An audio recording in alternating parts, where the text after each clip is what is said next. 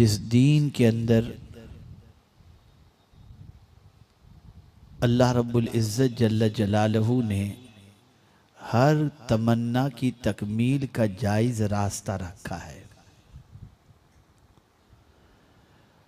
अल्लाह अज़्ज़ व जल इंसान में ख्वाहिश पैदा किया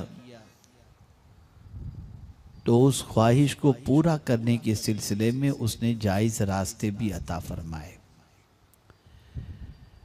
जिस तरीके से एक इंसान के दिल में प्यास की वजह से पानी पीने की तलब पैदा होती है, तो ये नहीं कि जब प्यास लगी तो कुछ भी पी लो कि शराब पीकर प्यास बुझाओ, नहीं। अल्लाह ने प्यास इंसान की फितरत में रखा है, उसे प्यास लगती है तो फरमाया गया जब प्यास लगे कुलू वशरबू, खाओ और पियो, लेकिन क्या पियो? हलाल और तय्यब पियो।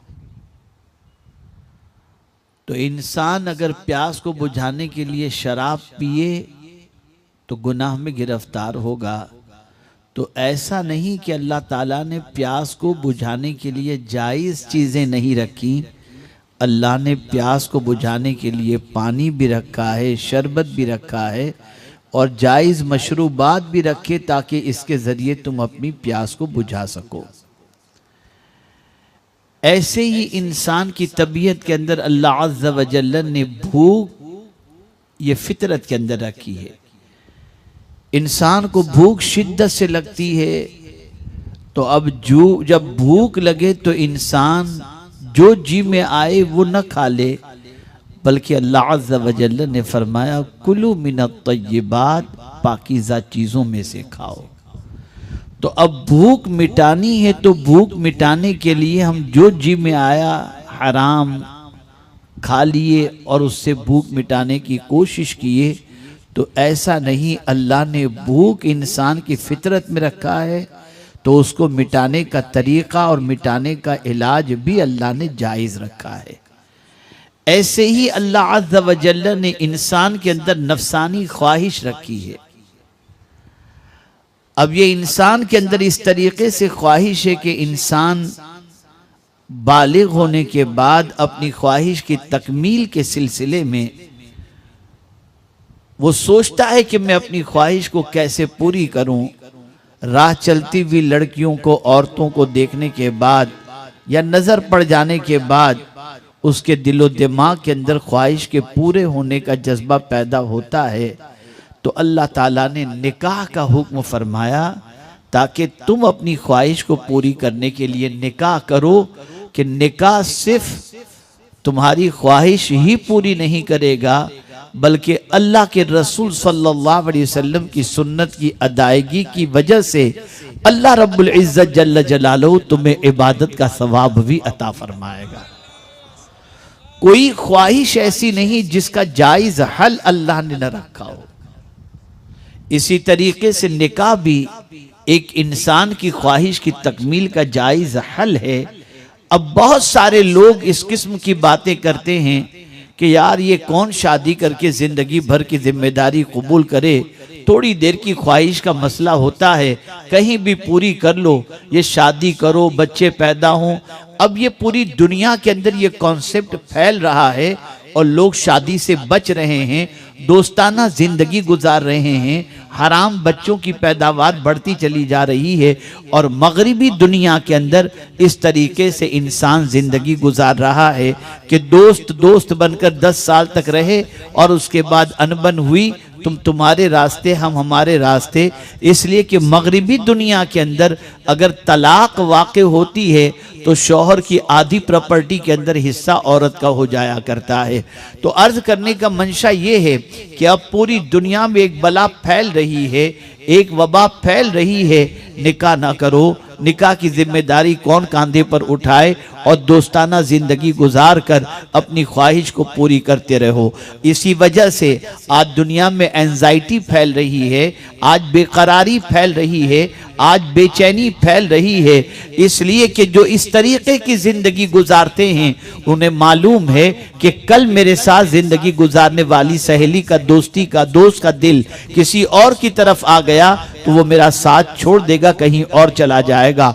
लेकिन अल्लाह अकबर, मेरे प्यारे आका सल्लल्लाहु अलैहि वसल्लम के प्यारे दीवानों, अल्लाह ताला ने अपनी मारिफत का जरिया बहुत सारी चीजों को बनाया, अपनी निशानियां बहुत सारी चीजों को उसने बताया।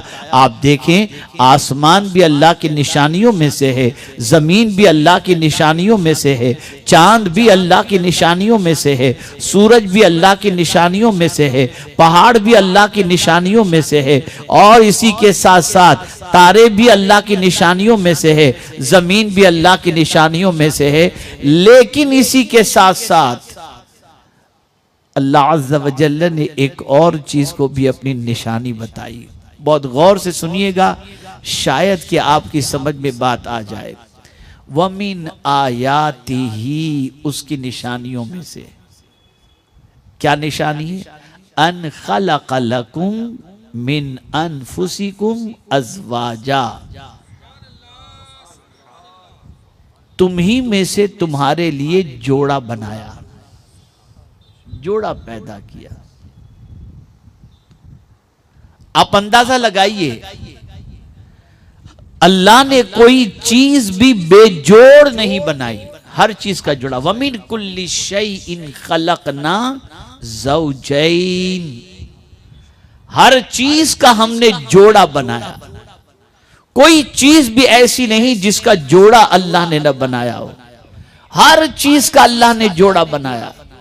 मेरे प्यारे आका सल्लल्लाहु ताला अलैहि वसल्लम के प्यारे दीवानों, लेकिन ये मियाँ बीवी के जोड़े के हवाले से कुरान ने बड़ी अजीम बात बताई। फरमाया वमिन आयातिही, उसकी निशानियों में से। या अल्लाह, इसकी ये तेरी कैसी निशानी है? तो अब थोड़ा सा समझें, निशानी होती क्या है? निशानी से मंजिल का पता चलता है, निशानी से मंजिल की मारिफत नसीब होती है। मिसाल के तौर पर अगर हम यहाँ से अहमदाबाद जाना चाहें तो रास्ते में हमको निशानी मिल जाती है, लिखा होता है अहमदाबाद का रास्ता इस तरफ है, एयरपोर्ट का रास्ता इस तरफ है, अहमदाबाद इतना किलोमीटर है। इस निशानी से हमें मंजिल का पता चलता है। अल्लाह फरमाता है, अल्लाह की निशानियों में से एक निशानी है। क्या निशानी है? अल्लाह ने तुम्ही में से तुम्हारे लिए जोड़ा बनाया। अल्लाह अकबर, ये भी अल्लाह की निशानी है। ए अल्लाह, ये जोड़ा तूने बनाया, लेकिन तेरी मारिफत इस जोड़े से कैसे नसीब हो, तेरी मारिफत इस जोड़े से कैसे हासिल हो? तो फरमाया अन खलक़ लकुम मिन अनफुसिकुम अज़वाजा लितस्कुनू इलैहा, ताकि तुम उससे जो है सुकून हासिल करो। तुम्ही में से तुम्हारे लिए जोड़ा पैदा किया गया, तुम्हारी बीवी बनाई गई, और इस बीवी के जरिए तुम सुकून हासिल करो। अब आप देखें मेरे प्यारे आका सल्लल्लाहु अलैहि वसल्लम के प्यारे दीवानों, इंसानी जिंदगी के अंदर सुकून के बहुत सारे जरिए हैं, बहुत सारी चीजें हैं। जिक्र के जरिए अल्लाह अज़्ज़ा व जल्ल के जिक्र के जरिए इंसान को सुकून हासिल होता है। तिलावत कुरान मुक़द्दस के जरिए इंसान को सुकून हासिल होता है। दुरूद शरीफ के जरिए इंसान को सुकून हासिल होता है। खाने काबा के तवाफ के जरिए इंसान को सुकून हासिल होता है। गुंबद खतरा की ज़ियारत के जरिए इंसान को सुकून हासिल होता है। लेकिन यहाँ पर परवरदिगार ने बीवी को भी सुकून का जरिया अता फरमाया। क्या मतलब? मतलब ये है कि रसूल आजम सल्लल्लाहु अलैहि वसल्लम के दीवानों, एक उम्र होती है जिंदगी की। एक छोटा सा बच्चा जब पैदा होता है तो उसकी देखभाल उसकी माँ करती है, उसका बाप करता है। वो नन्हा सा बच्चा बरहना होता है, नंगा होता है, माँ उसे धुलाती है, माँ उसे नहलाती है, माँ उसे पाउडर लगाती है। यही बच्चा जब 8 साल का हो जाता है तो खुद से नहाता है। अब माँ के सामने नंगा घूमना पसंद नहीं करता, वो अपने आप को छुपाए रखता है, अपने आप को सेपरेट रखता है, कपड़े अलग से रूम में जाकर के पहनेगा। छुपी हुई जिंदगी। अब अपनी वो चीज जिसे छुपाना चाहिए, जो शर्म की चीज है, वो उसे छुपाए रखता है और जिंदगी गुजारता है, यहां तक कि वो इंसान बालिग हो जाता है। बालिग हो जाने के बाद इसके अंदर ख्वाहिश जन्म लेना शुरू कर देती है। और जब वो ख्वाहिश जन्म लेती है तो अब वो चाहता है कि जिस चीज को मां से छुपाए रखा था और जिस चीज के जरिए वो पर्दा किया करता था, अब अपनी ख्वाहिश की तकमील के लिए उसे कोई ना कोई तो सबील होनी चाहिए जिसके सामने अपने पूरे वजूद को जाहिर कर दे। यहां एक बड़ी पते की बात अता करता हूं, मियां बीवी का रिश्ता बड़ा अजीम रिश्ता है। बताऊं आपको, इसमें सौतेले के बाद मामला ही नहीं है। बाप सौतेला हो सकता है, मां सौतेली हो सकती है, लेकिन कभी आपने नहीं सुना होगा कि बीवी भी सौतेली है और शौहर भी सौतेला है। वो है ही नहीं। ये प्योर रिश्ता है, ये प्योर रिश्ता है। यहां कोई सौतेले वाली बात है ही नहीं। ए रसूल आजम सल्लल्लाहु ताला अलैहि वसल्लम के दीवानों, और फिर कमाल की बात है, जिस जगह पर अल्लाह ने सुकून का सारा सामान रखा, तवज्जो चाहूंगा, जिस जगह पर अल्लाह ने सारा सुकून का सामान रखा, वहीं पर उसने मियां बीवी का रिश्ता कायम फरमाकर फरमाया कि बीवी में अल्लाह ने सुकून रखा है। जन्नत सुकून की जगह, जन्नत से ज्यादा सुकून की जगह और कौन सी हो सकती है। यहां तो सिचुएशन ऐसी है दुनिया के अंदर, इससे मिले तो उसकी, उससे मिले तो उसकी, आज वो हमारे बारे में क्या कह रहा है, कल वो हमारे बारे में क्या कह रहा है, सुन सुनकर, बात सुन सुनकर दिमाग पक जाता है। कोई गाली बक रहा है, कोई गीबत कर रहा है, कोई चुगली कर रहा है, कोई ये कर रहा है, कोई वो कर रहा है। दुनिया में सिवाय टेंशन की और कोई चीज नहीं, लेकिन जन्नत में आपको कोई टेंशन की बात सुनने ही को नहीं मिलेगी। वहां तो सुकून ही सुकून है। लेकिन या अल्लाह, सुकून जन्नत में है, लेकिन जन्नत में हजरत आदम अलैहिस्सलातु व तस्लीम के लिए तूने हजरत हव्वा को पैदा फरमाया और फरमाता है कि इसमें सुकून है। या अल्लाह, जन्नत की सारी नेमतों के साथ साथ सुकून के लिए तूने बीवी को भी पैदा फरमाया और इस रिश्ते की इब्तिदा तूने जन्नत से फरमाई। और ये भी याद रखें, यही वो रिश्ता है जो जन्नत तक चलेगा। सूरह यासीन के अंदर है कि कयामत के दिन मियां बीवी जन्नत के झूले के अंदर झूलते हुए नजर आएंगे। लेकिन ये नहीं फरमाया कि कयामत के दिन बेटा माँ के साथ होगा, माँ बेटे के साथ होगा, ये बात नहीं आई। लेकिन ये बात जरूर आई है कि मियां बीवी जन्नत में झूलते हुए झूले के ऊपर नजर आएंगे। ये रिश्ता वो है। क्यों ये रिश्ते को इतनी पायदारी अता की गई? इसलिए कि नस्ल इंसानी जो है उसकी बका इसी रिश्ते की बुनियाद पर है। उम्मत मुस्लिमा उम्मत मुस्तफ़ा सल्लल्लाहु अलैहि वसल्लम में इजाफे का जरिया यही रिश्ता है। ए रसूल आज़म सल्लल्लाहु ताला अलैहि वसल्लम के दीवानों, बीवी के अंदर अल्लाह अज़्ज़ व जल्ल ने सुकून रखा है। इसीलिए फरमाया गया, शादी करो तो इस चीज का ख्याल करो कि बीवी के अंदर चार चीजें देखी जाती हैं। नसब देखा जाता है, हुस्न देखा जाता है, माल देखा जाता है और दीन देखा जाता है। आकाए करीम सल्लल्लाहु अलैहि वसल्लम फरमाते हैं, तुम लड़की के अंदर दीन देखो। वजह क्या है? अगर दीनदार लड़की है तो शौहर के हुकूक का ख्याल करेगी, शौहर की परेशानी में साथ देगी, शौहर का साथ छोड़कर भागेगी नहीं, मुसीबतों में कदम कदम पर सहारा बनेगी। आप मुझे बताओ, क्या पैगंबर रहमत सल्लल्लाहु ताला अलैहि वसल्लम की हयात तैयबा में उम्मुल मुमिनीन हजरत खदीजतुल कुबरा रदियल्लाहु ताला अन्हा का रोल हमें समझ में नहीं आ रहा? अल्लाह अकबर। जाते थे, जवाब में लोग पत्थर बरसाते थे, लेकिन घर तशरीफ लाते थे तो उम्मुल मुमिनीन हजरत खदीजतुल कुबरा तसल्ली के जुमले कहा करती थी, या रसूल अल्लाह, आप हक पर हैं, आपको गमगीन होने की जरूरत नहीं, अल्लाह आपको जाय नहीं फरमाएगा। आप मिशन के काम में लगे रहिए, आप दीन के काम में लगे रहिए, आप लोगों को राह रास्त पर लाने में लगे रहिए। अल्लाह अकबर। एक बीवी अगर सही मानों में सपोर्टर बन जाए तो मर्द की आधी जिंदगी दुरुस्त दुरुस्त हो जाया करती है, मर्द के टेंशन खत्म हो जाया करते हैं। अफसोस की बात तो यह है कि आज के दौर के अंदर न शौहर बीवी के हक सही तौर पर अदा कर रहा है और न बीवी शौहर के हुकूक को सही तौर पर अदा कर रही है। नतीजतन सिचुएशन यह है कि शादी का बंधन अब पहले की तरह सुकून का जरिया नहीं, टेंशन का सबब बनता जा रहा है। अल-अयाज़ु बिल्लाह। ए रसूल आज़म सल्लल्लाहु अलैहि वसल्लम के दीवानों, एक होती है रहमानी मोहब्बत और एक होती है शैतानी मोहब्बत। शादी से पहले अगर लड़के लड़की में मोहब्बत है वो शैतानी मोहब्बत है, और शादी के बाद अगर मियां बीवी में मोहब्बत है तो वो रहमानी मोहब्बत है, वो अल्लाह मोहब्बत पैदा फरमाता है। अब आप देखें, परवरदिगार ने फरमाया लितस्कुनू इलैहा, ताकि तुम अपनी बीवी के जरिए सुकून हासिल करो। और फिर इसके बाद परवरदिगार ने क्या फरमाया, वजअल बैनकुम मवद्दतम व रहमा, अल्लाह ने तुम दोनों के दरमियान मोहब्बत पैदा फरमा दी।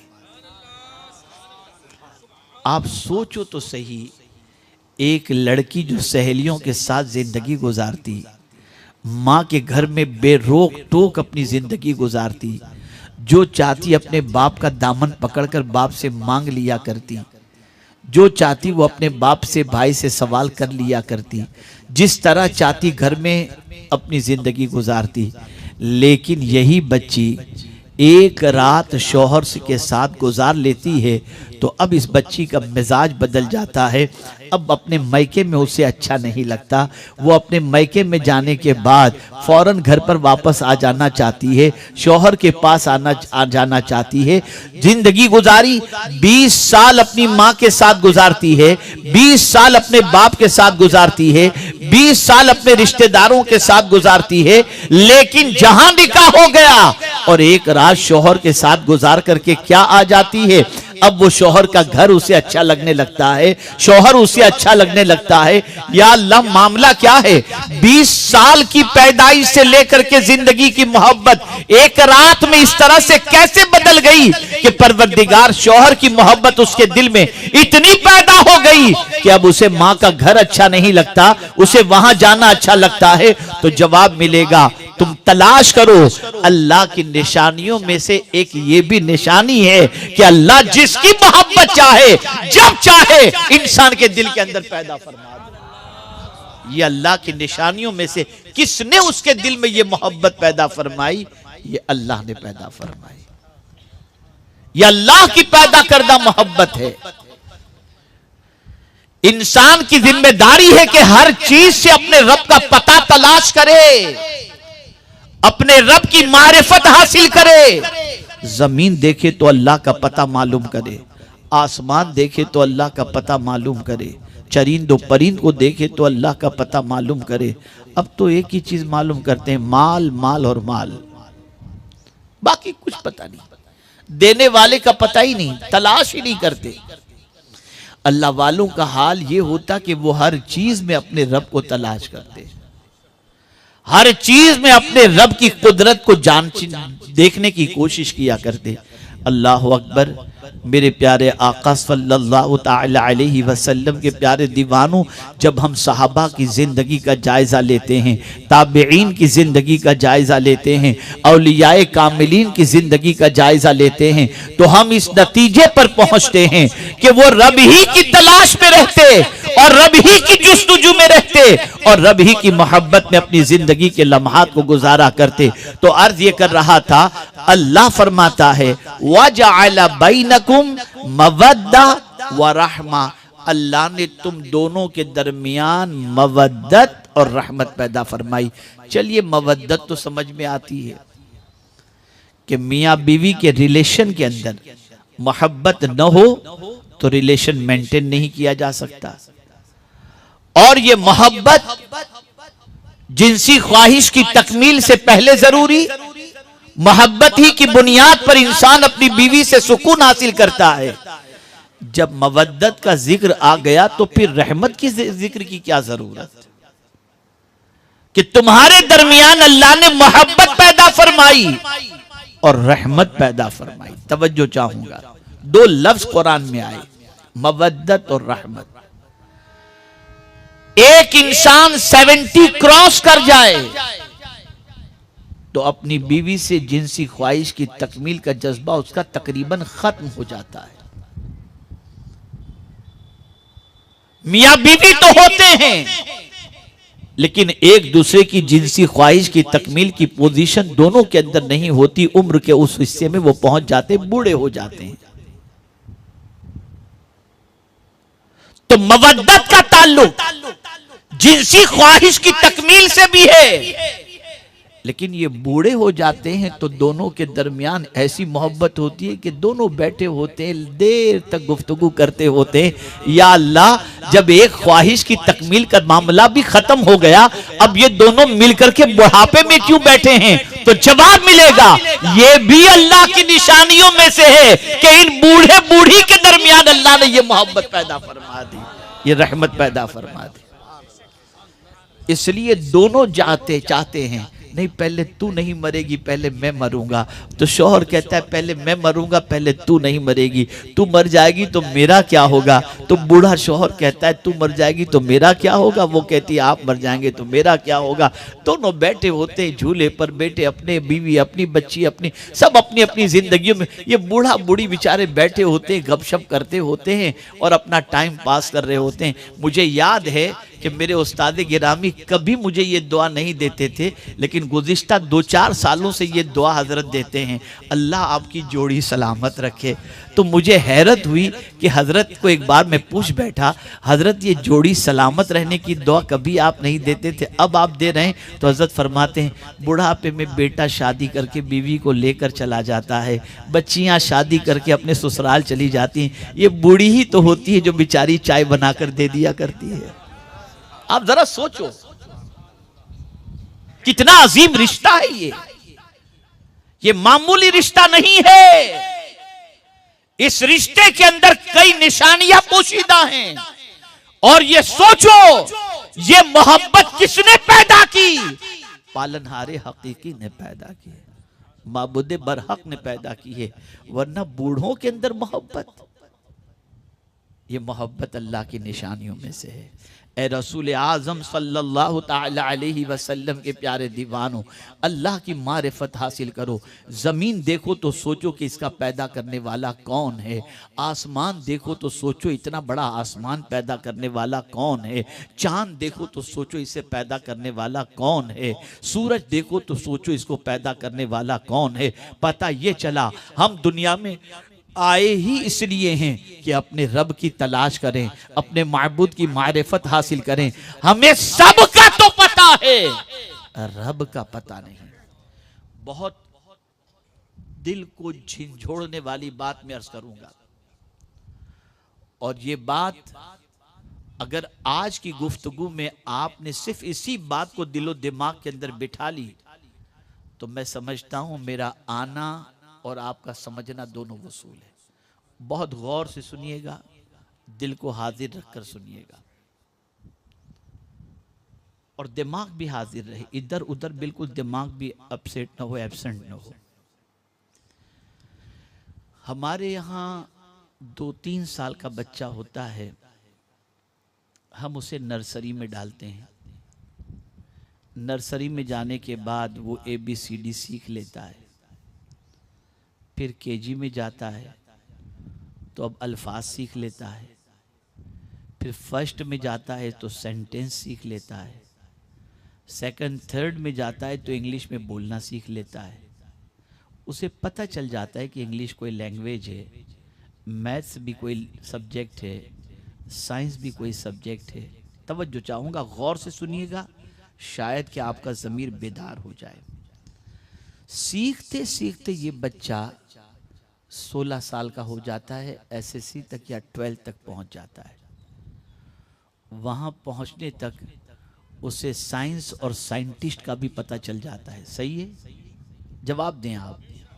साइंस का भी पता चल जाता है, साइंटिस्ट का भी थोड़ा सा पता चल जाता है, लैंग्वेज का पता चल जाता है, मैथ्स का पता चल जाता है, ज्योग्राफी का पता चल जाता है, सिविक्स का पता चल जाता है, हिस्ट्री का पता चल जाता है, लैंग्वेज का पता चल जाता है। ये सारी चीज़ों का पता चल जाता है और कनेक्शन सिखाने वाले से उसका जुड़ जाता है। मेरा टीचर, मेरा उस्ताद, मेरा टीचर, मेरा उस्ताद।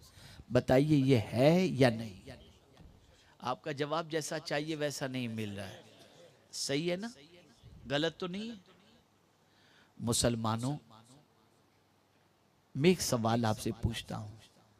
16 साल अगर आप उस्ताद के पास बैठ करके इल्म हासिल करो तो उस्ताद से भी आपका राब्ता हो जाता है, उस्ताद की पहचान भी हो जाती है, सब्जेक्ट की भी पहचान हो जाती है। 50 साल से 5 वक्त की नमाज पढ़ते हो, न खुदा को पहचानते हो, न खुदा से कोई राब्ता है।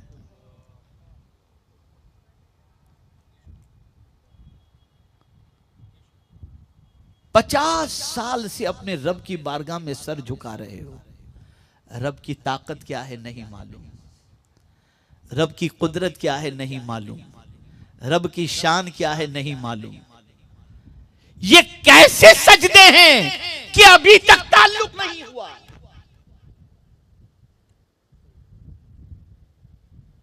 ये कैसी बंदगी है कि कुदरत से अभी तक हमारा मजबूत रिश्ता नहीं हुआ। पता चला हम फॉर्मुलिटी तो अदा कर रहे हैं, असल से हमारा कोई ताल्लुक नहीं है।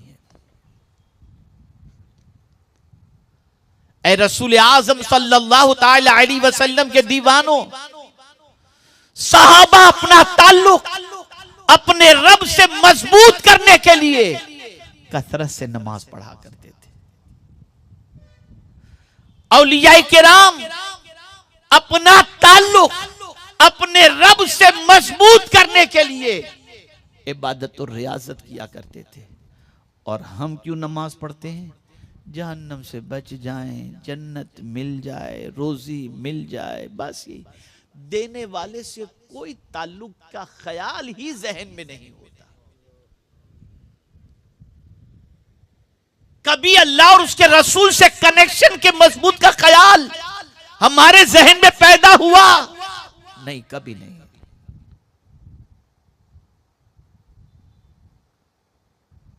इस सोच को बदलो, इस फिक्र को बदलो, इस ख्याल को बदलो। और निकाह कोई मामूली चीज नहीं है। निकाह के जरिए इंसान को खुदा की मारिफत नसीब होती है, खुदा की पहचान नसीब होती है। आप जरा सोचो, मैं 2-3 चीजें आपके सामने रखूं।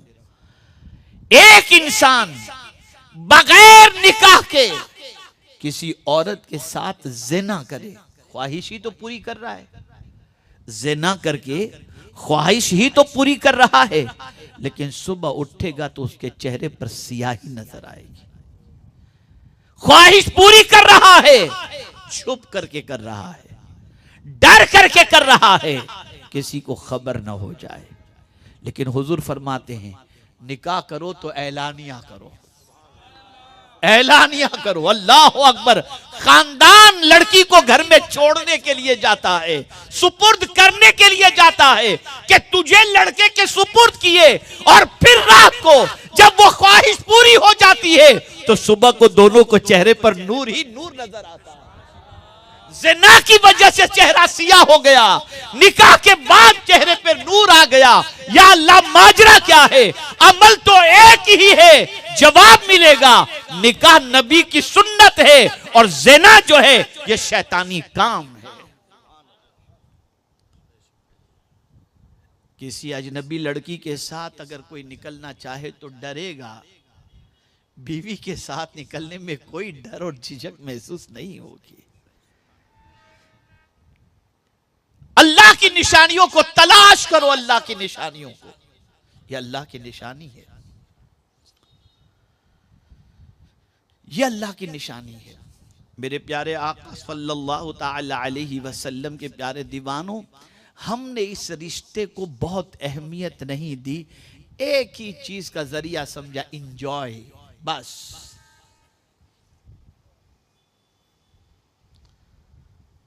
मौज मस्ती करने के लिए ये रिश्ता है ना।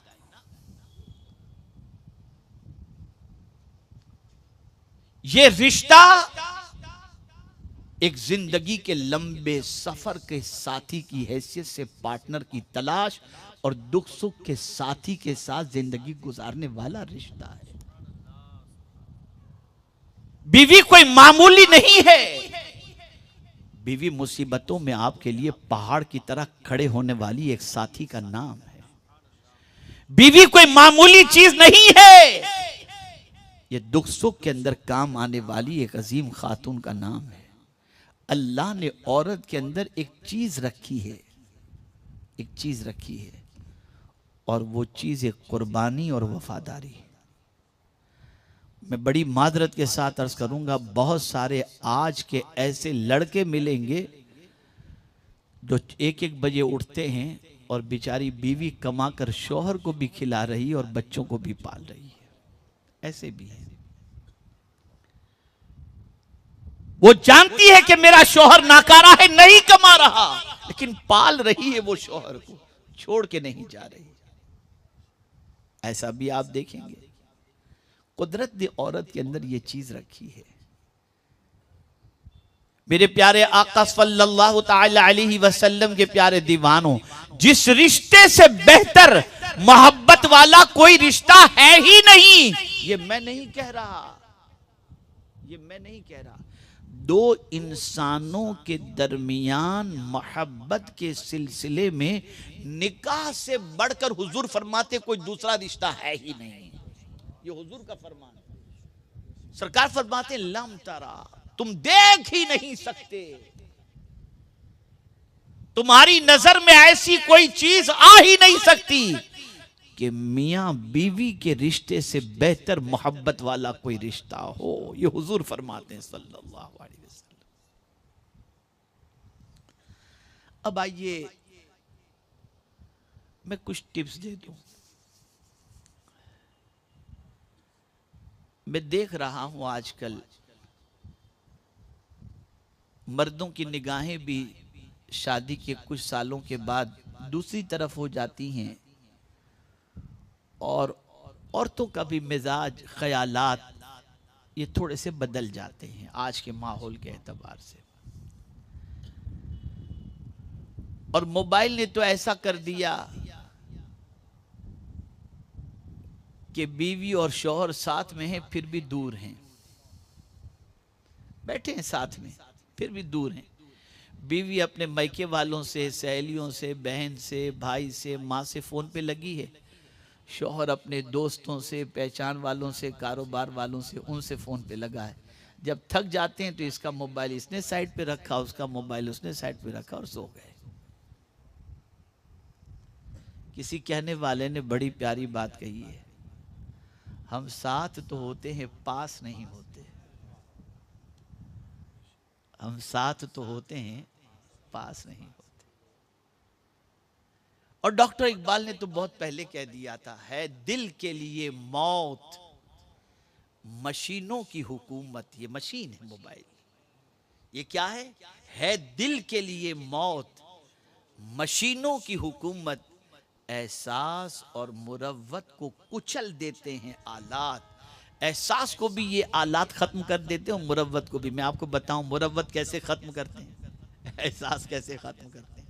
हमको तो मालूम है, कोई मिलने के लिए आता है, सामने बैठा हुआ है और फोन आ गया, हम लगे उससे बात करने के अंदर। ये मोबाइल है ना, मशीन है ना, हम बात करने में लगे, बेचारा सामने बैठा हुआ आधे घंटे से, उसको टाइम ही नहीं दे रहे। एहसास ही नहीं है, एहसास ही नहीं है। फिर 1 मिनट के लिए उससे पूछ लिया, हाँ क्या काम है आपका? अरे भाई ये बेचारा आधे घंटे से बैठा है, दूर से आया है, कुछ इसकी भी तो सुन लेते। लेकिन एहसास और मुरव्वत वो कुचल देते हैं। ये हाल हो चुका है।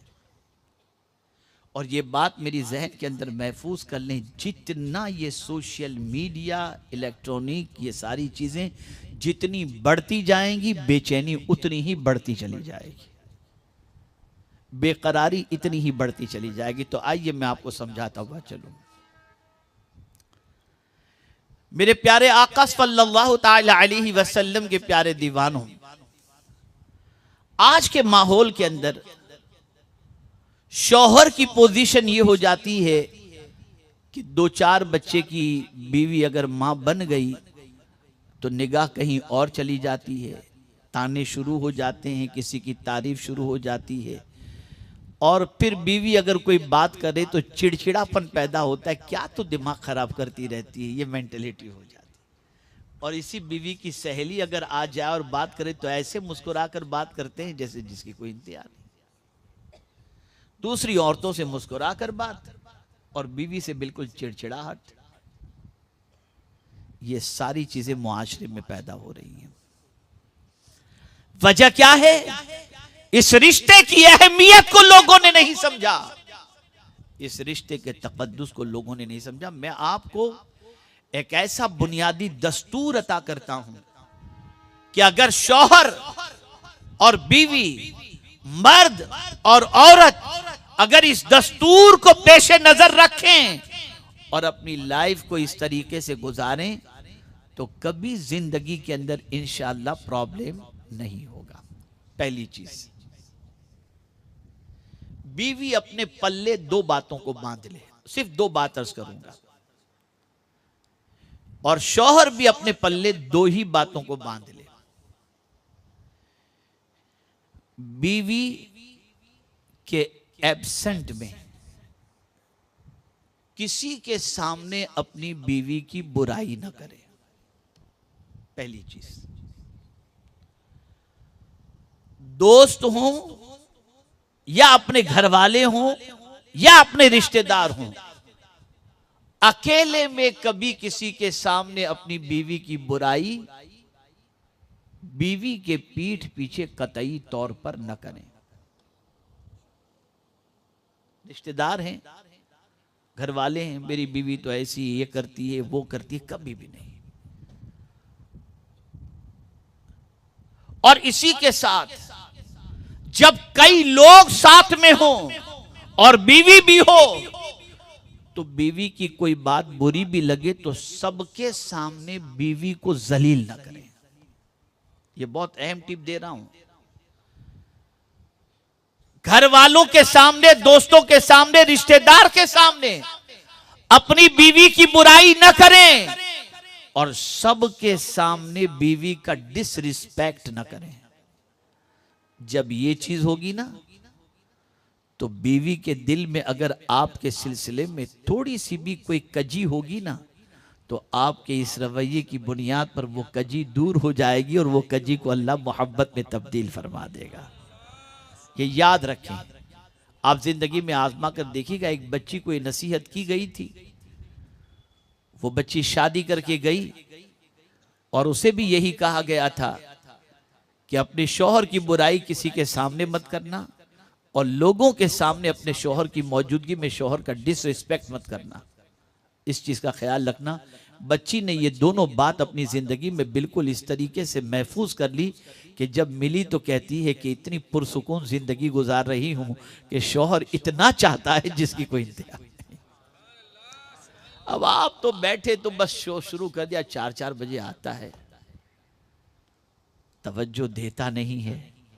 अब ये सारी चीजें आप करेंगे तो शौहर के दिल में आपकी मोहब्बत कहां से पैदा होगी। और ये हदीस शरीफ से साबित है। ख़वातीन हुजूर के सामने बैठ करके अपने अपने शौहरों की तारीफ करती थी।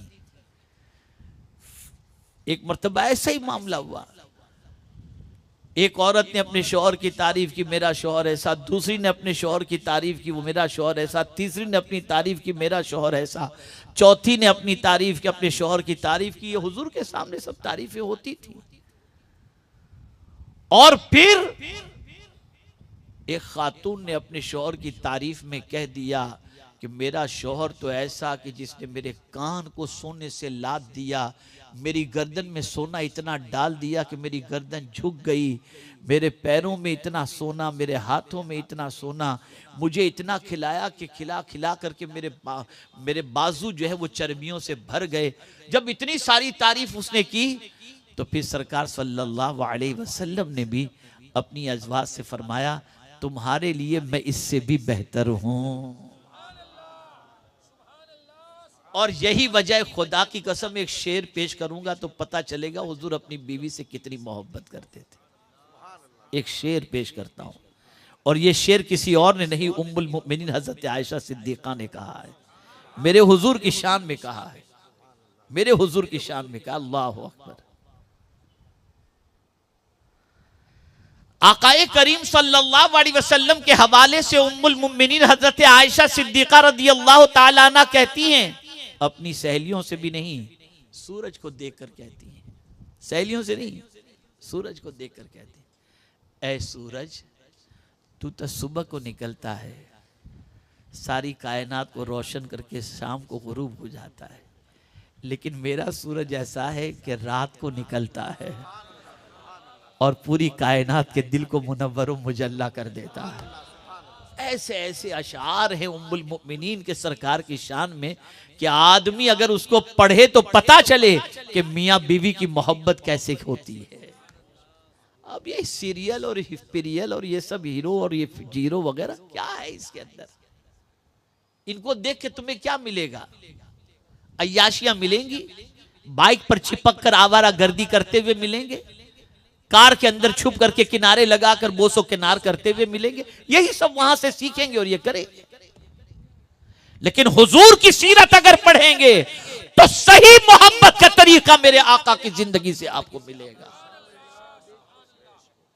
लेकिन पढ़ना ही नहीं है तो क्या करेंगे? ये टिप लेकर के जाओ, अकेले में मियां बीवी खूब तू मैं करो अगर कोई बात है तो, लेकिन किसी के सामने एक दूसरे की इंसल्ट ना करो। ये चीज जहन के अंदर बिठा लो। रिस्पेक्ट दो सबके सामने अपनी बीवी को, रिस्पेक्ट दो सबके सामने अपने शौहर को, और दोनों के एब्सेंट के अंदर किसी के सामने अपनी बीवी की या अपने शौहर की बुराई बयान मत करो। जब ये पोजीशन होगी ना तो जो लड़ाने वाले हैं ना वो ठंडे हो जाएंगे। कुछ लोग होते हैं जो शैतानी काम करते हैं, अरे तेरा शौहर तो यूं, अरे तेरी बीवी तो यूं, लगे रहते हैं इस काम के अंदर। उनका काम ही ये है, वो शैतान के चेले बन करके ये काम करते होते हैं। यही वो रिश्ता है। गौर से सुनिएगा, झूठ कितनी बुरी चीज है आपको मालूम है? कितनी बुरी चीज है। आकाए करीम सल्लल्लाहु अलैहि वसल्लम फरमाते, सरकार की बारगाह में पूछा गया, क्या मोमिन ज़िना कर सकता है? सरकार ने फरमाया हाँ। लेकिन पूछा गया, क्या मोमिन झूठ बोल सकता है? सरकार ने फरमाया नहीं। जो मोमिन होगा वो कभी झूठ नहीं बोलेगा। और आप क्या समझते हो, ये जो नजासत होती है उसी में से बदबू आती है? ना, गुनाहों में बदबू है। आदमी जब गुनाह करता है तो बदबू आती है गुनाह के अंदर। आपको हमको नहीं समझ में आती, वो भी हदीस शरीफ से समझा दूं। आकाए करीम सल्लल्लाहु अलैहि वसल्लम ने इरशाद फरमाया, जब कोई झूठ बोलता है तो उसके मुंह की बदबू से फरिश्ते 40 मील दूर चले जाते हैं। झूठ इतनी खतरनाक चीज है। लेकिन मियाँ बीवी के रिश्ते के सिलसिले में कुर्बान जाइए, हुजूर क्या फरमाते हैं? सरकार फरमाते हैं, इन दोनों के दरमियान सुलह कराने के लिए अगर झूठ भी बोलना पड़े तो झूठ बोल दिया। यहां हुजूर ने इजाजत दी। अरे तू क्या बात करे, तेरे शो, वो तो बहुत तेरी तारीफ करता है, वो तो जब मिलता है तेरे गुण गाता है। भले वो गुण न गाता हो, भले वो तारीफ न करता हो, लेकिन दोनों को जोड़ने के लिए हुजूर ने इजाजत दी कि तुम ये झूठ बोल सकते हो। और आज तुड़वाने के लिए आदमी झूठ बोलते हैं। कहां से ये सब सीखा है लोगों ने? तो ए रसूल आजम सल्लल्लाहु अलैहि वसल्लम के दीवानों, अर्ज करने का मंशा ये है कि कुछ टिप्स अपने जहन में रखो। शौहर की मौजूदगी में, रिश्तेदारों की मौजूदगी में शौहर का रिस्पेक्ट। सब रिश्तेदार बैठे हो ना, औरत को क्या चाहिए? सब रिश्तेदार बैठे हैं, अपने बाप भी बैठे हैं, अपनी माँ भी बैठी है, अपना भाई भी बैठा है, अपना ससुर भी बैठा है, सब बैठे हैं। पानी पिलाना है तो पहले शौहर को जाकर के दे, शरबत पेश करना है पहले शौहर को दे। जब इतना रिस्पेक्ट वो अपने शौहर की सबके सामने करेगी ना, भले झगड़ा करके अंदर से आई है। अगर कमरे में झगड़ा भी हो गया और रिश्तेदार सब आ गए हैं तो इस झगड़े का पता लोगों को नहीं होना चाहिए। औरत शौहर के सामने उसका सबके सामने रिस्पेक्ट करे। और ऐसे ही शौहर की जिम्मेदारी भी है कि कोई ऐसी बात हो गई हो और कुछ लोग आ गए हो तो ये नहीं कि मुंह चढ़ा करके बैठे कि सारी कायनात को पता चल जाए कि मियां बीवी में खटपट हुई है।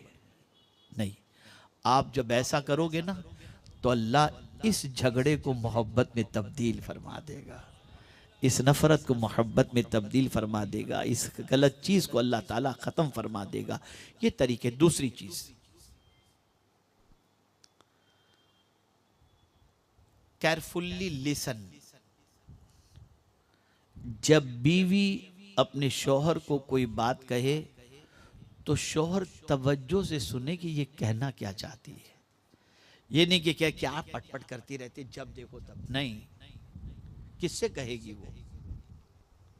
बाप को छोड़ के आई, मां को छोड़कर आई, सहेलियों को छोड़कर आई, रिश्तेदार को छोड़कर आई।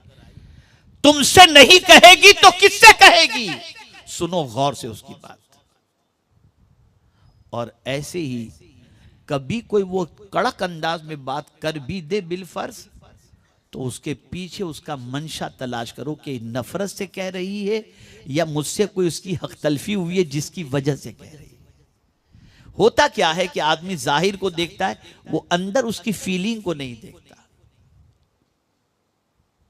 कि कहीं मुझसे कोई ऐसी बात तो नहीं होगी कि मैंने इसको इग्नोर किया जिससे इसका दिल दुखा और ये कह रही है। और एक और बात खास तौर पर अर्ज करूं, ये गुटखा, तंबाकू, गंदगी, सिगरेट, बहुत सारे लोग ये गुटखा तंबाकू खाकर अपनी जिंदगी गुजारते हैं। मेरी अहलिया को बहुत सारी बच्चियों ने फोन करके बताया कि हजरत से कहें तकरीर के अंदर गुटखा शौहर तंबाकू और गुटखा खा के करीब आता है तो मुंह से इतनी बदबू आती है कि करीब जाने को दिल नहीं चाहता। क्या ये हाल है? रसूल रहमत सल्लल्लाहु ताला अलैहि वसल्लम हमेशा मिसवाक का एहतमाम करते, हमेशा मिसवाक का एहतमाम करते। हमने कुछ सीखा ही नहीं, बस जानवर की तरह जिंदगी गुजारना है, बस यही हमारी जिंदगी है। ऐसे ही औरत को भी चाहिए कि शौहर कुछ कहे तो शौहर की बात को बिल्कुल तवज्जो के साथ सुने, गौर से सुने। कभी गुस्सा भी करे तो सुन लिया करे, इसलिए कि उसका गुस्सा भी टेम्परेरी होता है। और फिर जब गुस्सा ठंडा हो जाए तो अपनी बात उसके सामने रखी कि मेरी ये पोजीशन नहीं थी, मेरी ये नीयत नहीं थी, मेरा ये मकसद नहीं था, बात फौरन ख़त्म हो जाएगी। और ये टिप जहन के अंदर रखें, शौहर जब गुस्से में हो तो बीवी जो है वो एकदम बिल्कुल कुल होकर के रहे, सब्र करे और वक्त को गुजर जाने दे। गुस्सा जब ठंडा हो जाए फिर अपनी बात उनके सामने रखे। और ऐसे ही कभी बीवी को गुस्सा आ जाए तो उसे अपनी शरीके हयात समझकर उसके गुस्से को कबूल कर ले और उस वक्त वो भी ठंडा रहे, ठंडा आराम से चुप रहे, कुछ भी न कहे। थोड़ी देर के बाद उसका गुस्सा काफूर हो जाएगा। और याद रखें, ये भी रसूल आज़म सल्लल्लाहु अलैहि वसल्लम की हयात तैयबा से हमें मालूम होता है। सरकार फरमाते हैं, सरकार सल्लल्लाहु अलैहि वसल्लम हज़रत आयशा सिद्दीक़ा रदी अल्लाह तआला अन्हा को पेट नेम से भी पुकारते थे। कभी कभी बहुत मुड़ में होते हुजूर सल्लल्लाहु अलैहि वसल्लम तो फरमाते या आयश, आयशा भी पूरा नहीं कहते थे, आयश फरमाते। कभी कहते हुमैरा, इस तरह से प्यार से बुलाते थे। एक दिन सरकार सल्लल्लाहु अलैहि वसल्लम ने फरमाया, हुमैरा मुझे पता चल जाता है जब तुम नाराज होती हो मुझे पता चल जाता है जब तुम नाराज होती हो। अच्छा हुजूर, कैसे पता चलता है आपको? तो सरकार फरमाते हैं सल्लल्लाहु अलैहि वसल्लम, जब तुम नाराज होती हो ना तो कहती हो इब्राहिम का रब, और जब खुश होती हो तो कहती हो मोहम्मद का रब ये सब सीरत के अंदर है, ये सब सीरत तैयबा। अरे दो बर्तन है तो थोड़े से बजेंगे तो सही ना। और हुजूर की जिंदगी से हमें जिंदगी गुजारने का तरीका मिलता है। हमने सीखा ही, पढ़ा ही नहीं हुजूर की जिंदगी से। और मुझे अफसोस के साथ ये कहना पड़ता है कि मेरी एक किताब है तोहफ़े निकाह, जिसके अंदर निकाह का मकसद, मियाँ बीवी के हुकूक, महर के हवाले से, फिर अल्लाह न करे अनबन हो तो कैसी आपस के अंदर मामलात हल किए जाएं, इसके मुतालिक एक किताब मेरी तोहफ़े निकाह है, जो इंग्लिश में, उर्दू में, हिंदी में, गुजराती में, सब में है। आज सबको डांस करना है, लेकिन किताब पढ़ करके जिंदगी सही तौर पे नहीं गुजारनी। बड़ी अजीब पोजीशन हो गई, सीखना ही नहीं है कुछ, नाम के हम मुसलमान रह गए, बाकी हमारी जिंदगी में इस्लाम पर अमल करने का जज्बा ही खत्म हो चुका। तो ये चंद कलिमाते खैर थे। निकाह अल्लाह की निशानियों में से मियाँ बीवी का रिश्ता और दोनों के दरमियान जो मोहब्बत व मवद्दत है, ये अल्लाह की निशानियों में से एक निशानी है। तो मेरे प्यारे आका सल्लल्लाहु ताला अलैहि वसल्लम के प्यारे दीवानों, इस रिश्ते को पायदार बनाओ, इस रिश्ते को रसूल आज़म सल्लल्लाहु अलैहि वसल्लम की सुन्नत व शरीयत के मुताबिक निभाने की कोशिश करो, और निकाह को आकाए करीम सल्लल्लाहु अलैहि वसल्लम की सुन्नत के मुताबिक अदा करने की कोशिश करो। इंशाअल्लाहुल अज़ीम अल्लाह दोनों जहां की बरकतें अता फरमाएगा। अल्लाह ताला आकाए करीम सल्लल्लाहु अलैहि वसल्लम के सदक़ो तुफ़ैल मुझे, आपको, सबको कानून इलाही और कानून रसूल सल्लल्लाहु अलैहि वसल्लम के मुताबिक ज़िंदगी गुजारने की तौफीक नसीब फरमाए। और परवरदिगार रिश्ते इज़्दिवाज में मुंसलिक होने वाले इस दो नए जोड़ों को दोनों जहां की भलाइयाँ अता फरमाए, दोनों ख़ानदान में मोहब्बत पैदा फरमाए, और दोनों मियाँ बीवी के दरमियान भी अल्लाह अज़्ज़ व जल्ल मोहब्बत और रहमत पैदा फरमाए। व मा अलैना